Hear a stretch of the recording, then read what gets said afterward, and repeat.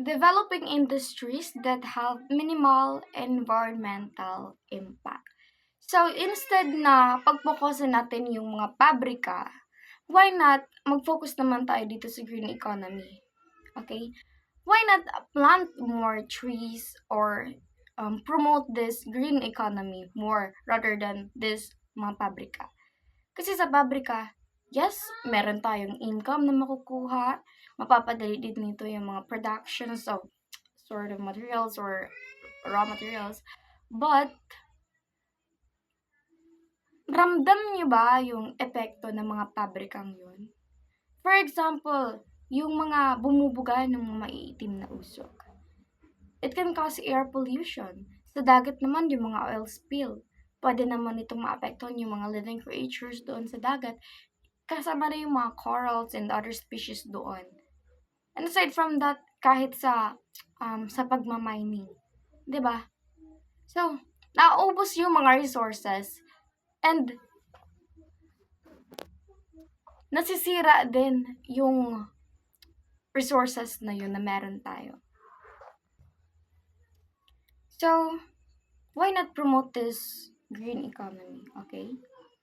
We also have here sustainable agriculture. Using agricultural practices that preserve the environment. Dito pa rin papasok yung planting more trees. Kasi, instead na yung mga kinukuha natin ng mga puno, yung pinuputol na puno, responsibility pa rin natin na magtanim. Kasi, as long as gumagamit tayo, kailangan din nating palitan yon para din sa ikagaganda or ikakaayos ng environment natin. And then we also have the fair trade. Guarantees fair wages by working condition for all workers. So, ganun pa din.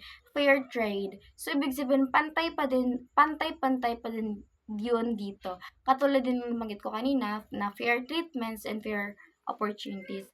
Ngayon, fair opportunities pa rin and fair wages para sa lahat ng mga manggagawa. So, lastly, we also have their resource efficiency. Okay, ito yung pinaka-importante ha. Using resources more efficiently to reduce waste and cost. Kasi naman talaga, yung future generations is makadepende sa kung ano yung ginagawa natin ngayon sa present.